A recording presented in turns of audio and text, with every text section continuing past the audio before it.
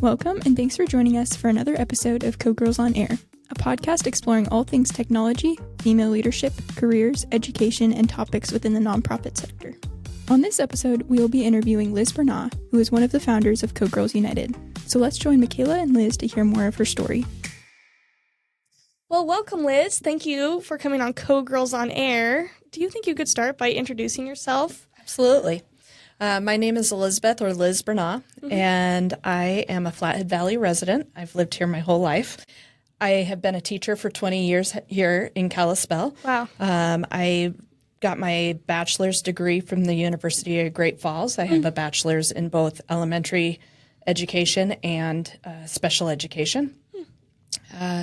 And so I have been a teacher at Russell School for, this is going into my 20th year. Wow. I taught both first grade and third grade, and then an opportunity came up in technology, so I went ahead and took that because that's really where my passion has been. And so at that time, I pursued my master's in teaching and learning with technology through Ashford University in Southern California. I'm a mother of 4 children. I have a 6-month-old granddaughter also, and she's the cutest thing ever. Oh, my goodness. I've been married for 24 years, and like I said, I've been here in the Flathead Valley my whole life. Love to travel, but always love coming home. That's wonderful. Yeah, so you've taught for so long. What do you think is what's your favorite part about your job? I love just working with students and seeing all their aha moments. Here recently, when teaching technology, I really love working with the robots. I have some Ozobots, some Spheros, and some Dash robots. And so the Dash, all 3 of them use different kinds of coding to go along with it. Oh, really? And so the kids just get to see the robots come to life with the code that they've written. That's exciting. And so all of the trial and error that goes along with that is just... And there's a lot of that in programming too. So yeah. Yeah. No, so is it all mostly block coding, or is it... Yes, most of it is block coding.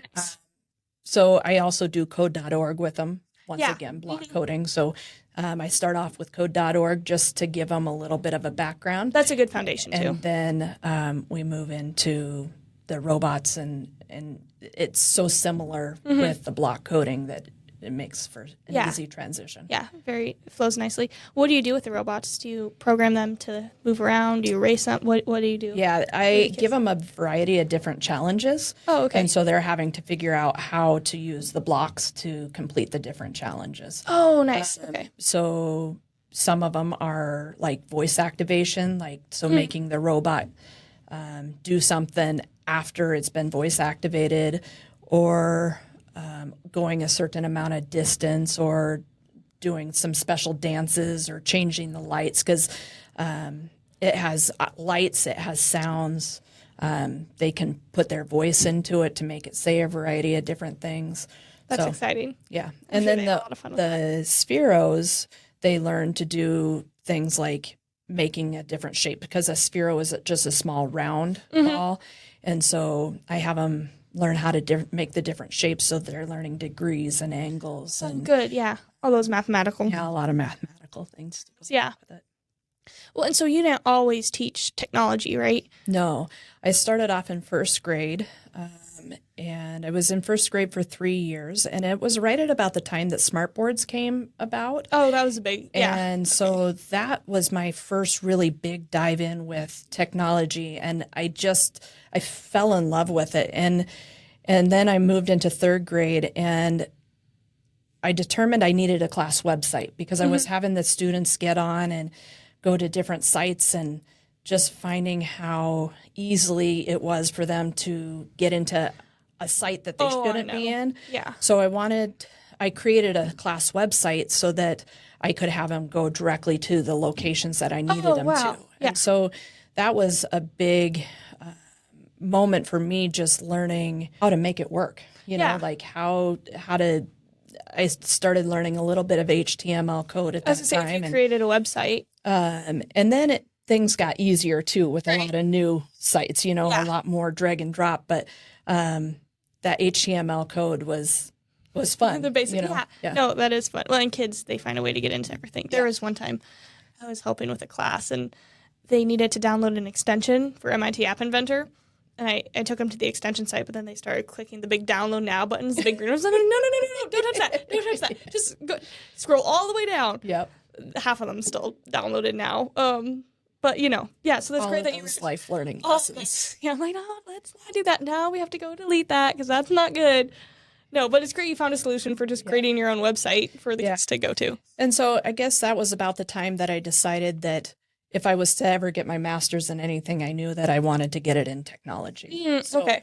And then a couple of years later, the technology teaching position came available. And so when the district created that, I decided to jump in and go for my master's. So that was an exciting turn of events for me. So. Yeah. And would you say technology for the school district, was that a very big priority, or was it just something they kind of threw in there? No, it was becoming a bigger priority because, students really needed that equal opportunity to learn, because not all teachers are tech savvy. Right. And so to teach keyboarding, that was a big one, because in third grade, students start their state testing. And so if it took them too long learning, the typing, it's a problem, It is. Well, that's hindering their test scores too. It's not just do they know the information, it's now they can't put it in the computer. So Right. And so then I also teach things like the Google Suite, just documents and slideshows and some of the real basic stuff. Right. Well, they use that in everything now too. Yeah. That's I interviewed Kelsey some time ago, and she was talking about how amazing it is that co-girls can do a little bit of that too. That's not our main focus, Well, part of the business plan. Yeah, exactly. And the presenting. Yeah. So I'm glad you're able to teach kids there too. Yeah. So how did things fall getting your master's, becoming a teacher, and then also getting involved with Code Girls? Can you explain a little bit how that timeline worked out? Yeah. So right as I was entering the position, that fall, I had seen that Mary Ann had put something out in the paper about starting a coding club for girls. And really, I was just wanting to learn more coding, but I was willing to be the volunteer to help out. And so I started week one with Mary Ann, and we built the curriculum, through the years. And some of the time was spent in my classroom, using the computers in my classroom, and just small steps from there into what it is today. And it's been an amazing journey. Yeah. Well, and some of my earliest memories of living here was with you in your classroom, because my family moved here in 2015, and so it was less than a year before I started the program, and we joined, it started in Sykes, and then we're like, okay, this isn't working. We need a computer lab. So it was great that we were able to need a consistent internet. This is not working. Well, and then all the girls were bringing their own computers, all different, software. Yeah. So it was great that we were able to use yours. So I remember you volunteered. What was that? I remember you teaching quite a bit too. Yeah. So I did teach the classes. I, with Mary Ann's help, was kind of a founder on getting the initial curriculum up and going. And then there's been so many modifications from many, just kind of like teaching. It just something new every year. Yeah, exactly. Ever-changing. So yes, I taught some, and went to the different competitions, and from there it was just so cool to see where it took us. Like Marianne and I always joke that we're in this position now because we went asking a group for money for T-shirts for the competition that we were going to. So that was before we officially became a 501c3 and Code Girls as it is titled today. No, it's grown so much since you've been in it. No, it's been great to see. And so kind of switching back over to your career now, what was one of the most helpful resources you had when you were coming into all of this and teaching, starting technology, which you had a passion for but hadn't done much of? What was your most helpful resources, I guess may ask? Well, I guess I would say just finding that passion, and following it. So like I was saying, back to like the smart board, I Yeah. just found that technology in my teaching was just such a passion for me, that then at the school I've, was just slowly known as somebody that others could reach out to for tech support. And a lot of my learning was just from hands-on, from trial and error, from going to different conferences, just an interest of, I know that I can make this work and how to get it to work. So just the process of trial and error and trying something, and if it didn't work, trying something new, and asking colleagues. You know? Well, and also being that leader for everybody to reach out for tech support. Because I know one person knows computers, so they all flock to that one person. What would you say, what advice would you give to somebody who's starting out in your field? I would say just take chances. Try something new, see how it goes. Test, try it again. If it doesn't work, bounce ideas off of other colleagues, and share successes and challenges. Yeah. Okay, so then I think that's great, being able to bounce ideas off like that. Not everyone's meant for teaching technology. What do you think is one personality trait or strength somebody would need to maybe already have? Not that you can't learn those things, but what's something that's easier for kids who don't know, like, what do I want to go into? If they know have this skill, what's something like that helps them in your field? I think just that passion, going back to the passion. Going back to the passion, because if it's something that you're interested in, it's going to help guide you through that, Yeah. Is there something you wish you knew before you started out as a teacher? Or maybe before you started out in technology, something you didn't expect? Not really sure, Well, sometimes you don't have expectations, too, going into something. Oh, and I'm sure I have, but I just... Yeah. Well, if you don't know what technology, how it's going to be, you don't really have. Because I started back in the day, and I graduated high school before Google was even a thing. And, so things have changed so much. So much. Since, I even started teaching that, like a year and a half ago, I would have never even thought anything of AI, Yeah. Look at where we're at now. I know. Well, now that's impacting schools so much so. So just all of the changes that have happened over the 20 years of my teaching career have, there's been so many changes that you just don't know where it's going to go. And what will it look like in another 5 or 10 years? Or even 5 months at the rate AI is going. Right. Have you had to deal much with AI with your younger students, or not as much? I have started to. There's a couple of different programs that I've become involved with, kind of on the pioneer end of things. And there's some...